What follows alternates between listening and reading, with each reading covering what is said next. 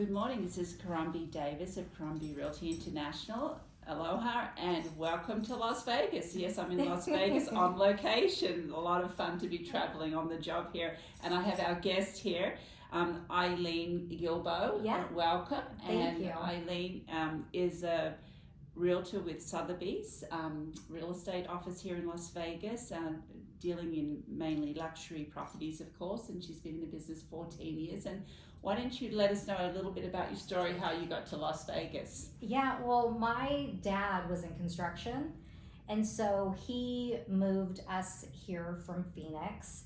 So that's how we ended up in the city. And when we moved here in 1980, there were 200,000 people 200,000 who lived here. And how many people now? Because there's people everywhere, of course. Yeah. Well, residents, Yeah. we actually have close to 3 million. Yes. But we get that yearly with visitors. Wow, just amazing. And it's grown so much. I can't remember last time I was here. It might have been 7 or 8 years ago, but I'm kind of enjoying it this time. Maybe being an older adult and seeing all the fabulous shows that are available here. But tell me about, it's really interesting. A lot of our market now, we talk about before, during, and after COVID. It seems like that's always a point of reference we're using for the real estate market. Right. So why don't you give me a history of the market and those three elements of what's been going on in the Las Vegas luxury market? Yeah, well, I mean, before COVID, everything had a very steady pace. I guess I should say after the recession. Yes. So after and it took Vegas a little bit of time to recover from that great housing recession. Yes. Because we are a lot, of tourists coming in. So when tourists don't come in as often because everybody's wallet is pinched, then we have, a little bit of a backlog of being able to sell the properties like we want to. The appreciation didn't go up as much. During COVID, a whole nother story. I mean, our housing market just exploded. Wow. The builders can't keep up. Like everywhere else, there's not a lot of inventory. Yes. But prices just kept going up and up and up and up.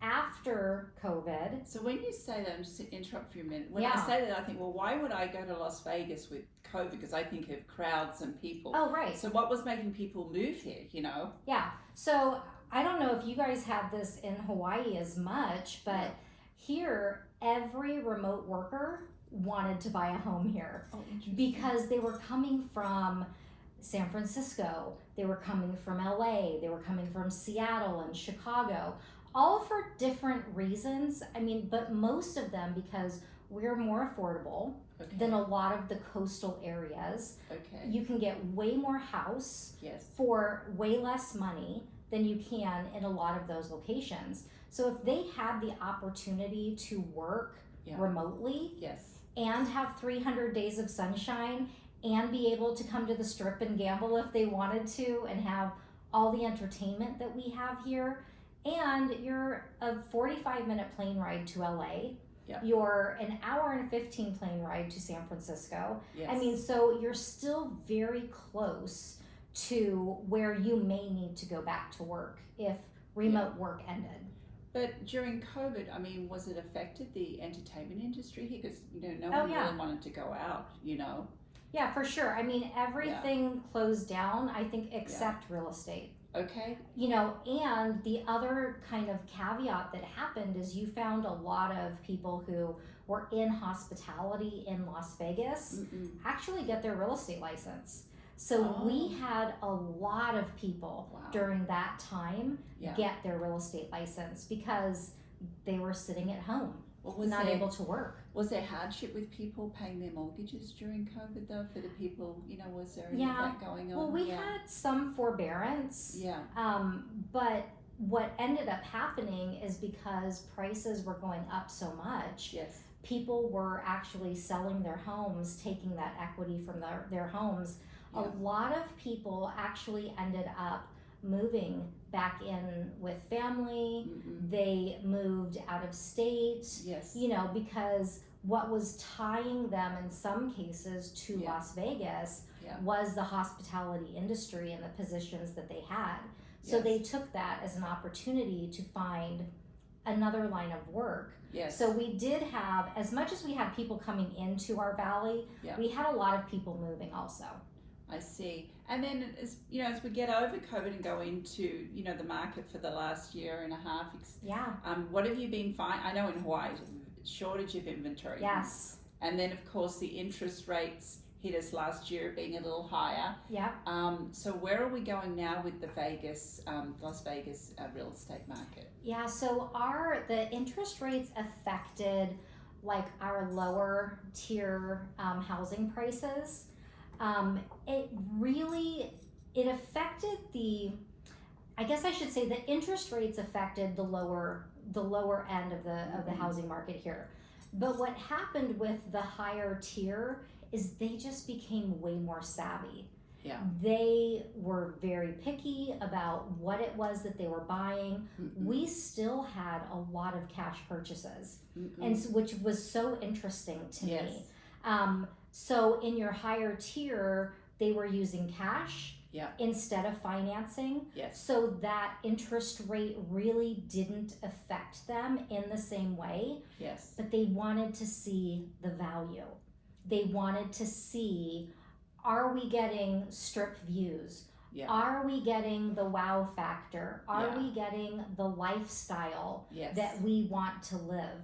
So that part of it was very interesting because it seemed like people's mindset really did shift when the interest rate started to be an issue. And it's interesting, we have the same situation in Honolulu, and it's funny when we're in that crazy market, there'd be 15 offers and boom, somebody just wanted to buy it. Now people maybe ask questions, 10 deep questions, whoa, we haven't had so many questions, right? Yes. So we've had to change the way we do business too. And I know personally myself, I've gone back to using a lot of my old systems from years ago just to manage my time better. Right. Because we're busier in other areas than we were when the market was going on fire. I agree. But it's still a great market. Yes, absolutely. It's still, and I think the shortage of inventory like we have, it sounds like you have that issue here. Yes. That's maintaining the price level. Yeah, and I think what really helped was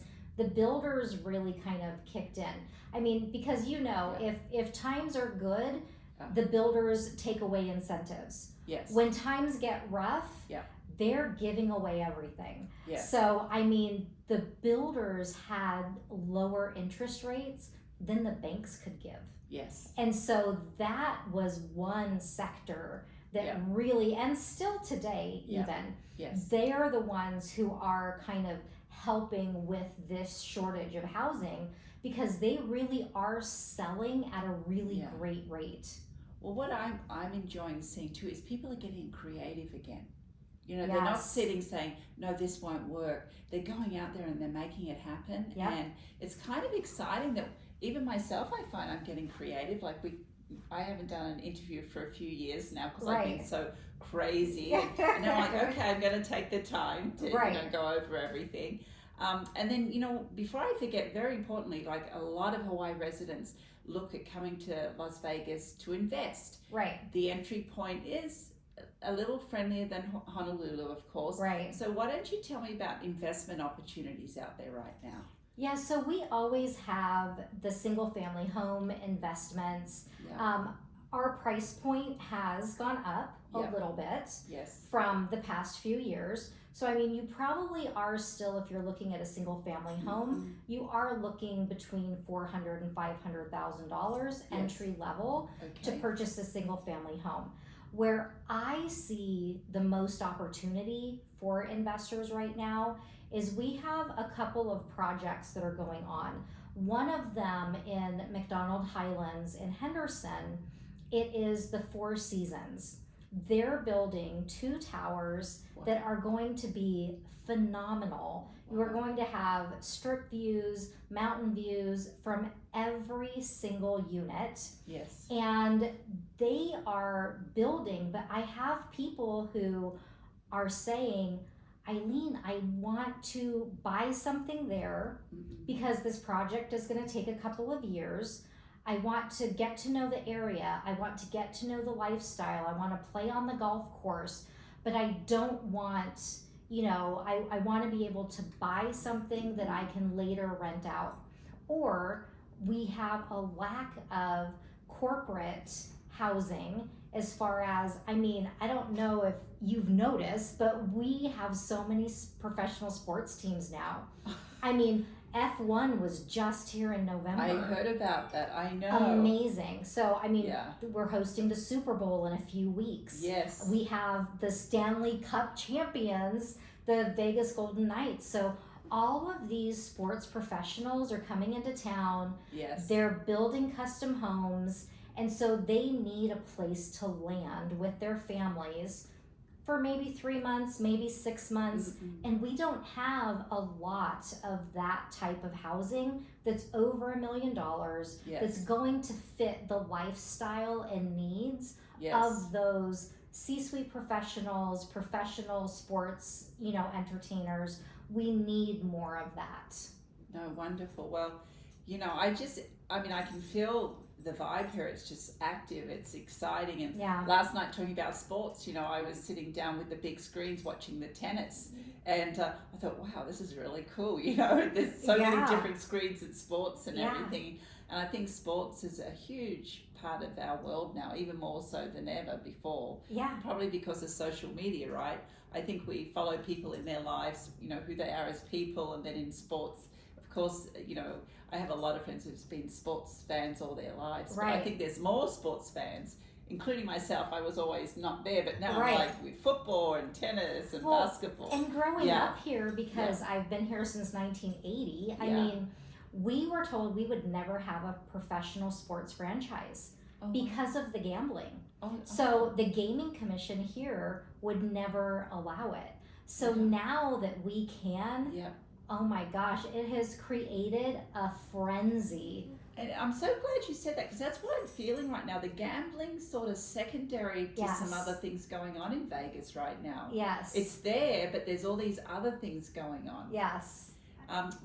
You know what? I need to go and see Angus play tennis today. I'm so excited. He plays for University of Hawaii. Nice. And he'll be playing 3 different teams there at the University of Nevada. And I wanted to thank you for your time today. Of course. And and we're going to put Eileen's information on our website, on our email, and on our YouTube. So feel free just to reach out and let her know that you saw her today, and she'll answer any questions you might have. Thank you so much.